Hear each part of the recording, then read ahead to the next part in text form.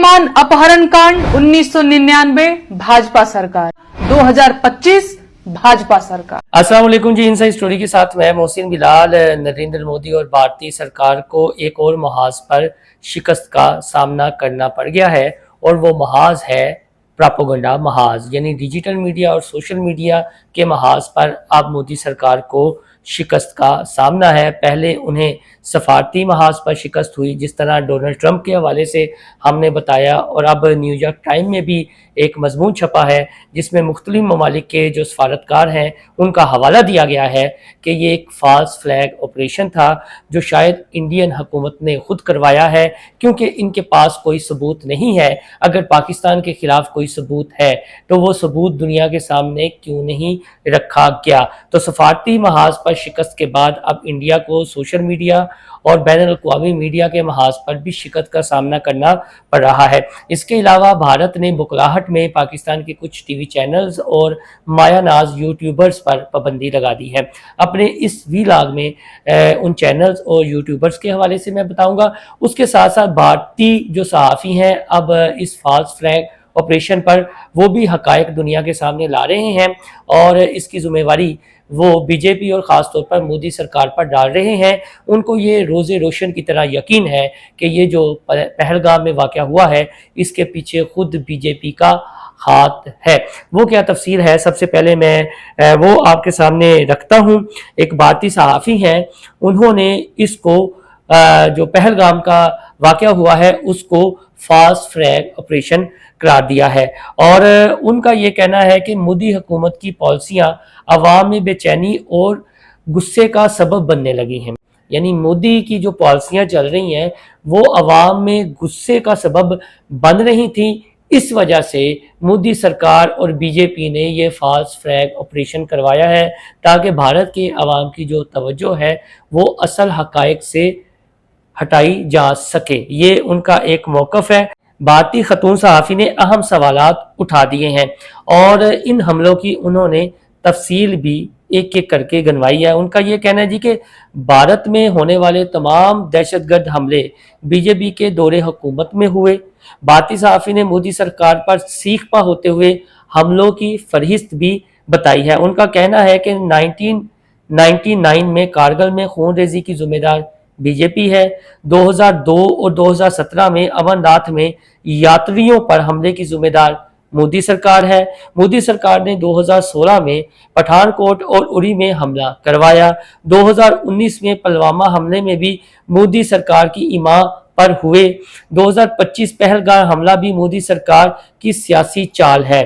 अब ये देखें 1999, 2002, 2017, 2016, 2019 और अब 2025 वो ये कह रही हैं कि ये बीजेपी की जब जब हुकूमत हुई है इस तरह दहशतगर्दी के वाक़यात हुए हैं और ये मोदी सरकार और बीजेपी की हैं वो सियासी चालें हैं। अब भारतीय सहाफ़ी जो हैं वो खुलकर इस हवाले से बोल रहे हैं, सवालात मोदी और ख़ास तौर पर बीजेपी पर उठा रहे हैं कि ये अपनी सियासी चालें चल रहे हैं। जब इनकी आवाम में जो पॉपुलैरिटी है उसका ग्राफ कम होने लगता है तो इस तरह का कोई ना कोई फाल्स फ्लैग ऑपरेशन करवाते हैं, तवज्जो हटाते हैं और इल्ज़ाम पाकिस्तान पर लगाते हैं। आगे उनका ये कहना था कि मोदी की हुकूमत आते ही भारत और उसके बासी खतरे से दो चार हो जाते हैं। अब ये एक बड़ा टेक्निकल पॉइंट है। पिछले दिनों जो उन्होंने एक वक्फ बिल पास करवाया उसके खिलाफ भी आवाज़ें उठ रही हैं। फिर मैंने औरंगज़ेब आलमगीर जो छठे मुगल बादशाह थे उन पर जो फिल्में बन रही हैं और उनके मकबरे को उखाड़ने की कोशिश की जा रही है, इस तरह की वीडियोस भी कुछ सामने आई हैं भारतीय सेना की। तो आप अंदाज़ा लगा लें कि मोदी सरकार जो है, जो हिंदुत्व के प्रचारक है, जो फंडामेंटलिस्ट हैं, जिनकी नाज़ीज़्म वाली सोच है, जो इंतहा पसंदी की इंतहा को पहुंचे हुए हैं, वो अपनी आवाम की तवज्जो हटाने के लिए ये सब कुछ करते हैं। फिर भारतीय सहाफ़ी ने यह सवाल भी हुआ है कि अब भी बिहार इंतखाबात करीब आते ही पहलगाम हमला करवा दिया गया। बिहार में चूंकि अब इंतखाबात हैं तो उनका ये कहना है कि मोदी सरकार मुश्किल में है तो अब फिर पहलगाम वाला हमला करवा दिया गया। ये कोई पाकिस्तानी सहाफ़ी बात नहीं कर रहा। पाकिस्तानी सहाफ़ियों की तो हम आगे चलकर बात करेंगे। ये खुद भारत के अंदर से आवाजें उठ रही हैं। और जैसा मैंने न्यूयॉर्क टाइम्स का भी हवाला दिया है कि मोदी को जहां सफारती महाज पर शिकस्त का सामना है, वहां पर मीडिया और मेन स्ट्रीम मीडिया के महाज पर भी सामना है। खतून सहाफी ने यह सवाल भी उठाया है कि मोदी सरकार पाकिस्तानियों के कटे हुए सर चाहती है, दरअसल उनमें से कोई भी पाकिस्तान जाने की हिम्मत नहीं रखता। कैसा ये पाकिस्तान की जो फौज है, उनको आप ये कह रहे हैं उनकी बहादुरी को असल में सलाम पेश किया गया है कि मोदी सरकार की ख्वाहिश है कि यहाँ के कटे हुए सारों से मिले, लेकिन खुद हिम्मत नहीं है कुछ करने की। पहलगाम हमले के बाद पाकिस्तान पर इल्जाम तराशी के बजाय वजीर आजम इस्तीफा दें। अब मोदी सरकार से इस्तीफे मांग रहे हैं उनके जो सहाफी हैं कि पाकिस्तान पर इल्जाम की बजाय बेहतर ये है कि आप खुद इस्तीफा दें मोदी साहब। और उन्होंने भारतीय गोदी मीडिया पर भी सवालात उठाए हैं कि भारतीय मीडिया कभी भी मोदी सरकार से ये सवाल नहीं पूछेगा। भारतीय अवाम मोदी सरकार और उसके गोदी मीडिया के फ्रेम में नहीं आने वाले। अब सच का मुतालबा जोर पकड़ चुका है। ये भारतीय खतून सहाफी हैं। मैं फिर एक दफा रिपीट कर देता हूं कि उन्होंने 1999, 2002, 2017, 2016, 2019 और अब पहलगाम 2025 ये सवालात उठा दिए और मोदी सरकार और बीजेपी को इसका कसूरवार ठहराया है। और ये जो पहलगाम वाला वाकया है, उनका ये मानना है कि बिहार में इलेक्शन होने वाले हैं, बीजेपी और मोदी की जो पॉपुलैरिटी ग्राफ है नीचे गिरा है, तो तवज्जो हटाने के लिए वो पाकिस्तानियों पर इल्जाम धर रहे हैं। बल्कि जो गोदी मीडिया है उनको ये चाहिए कि मोदी से इस्तीफा तलब करे कि बतौर वजीर आजम वो नाकाम हुए हैं। और उनका ये भी दावा है कि ये जो भारत का गोदी मीडिया है, ये आवाम को इस तरह के सवालात के जवाब नहीं दे सकता या इस तरह के सवालात नहीं उठा सकता।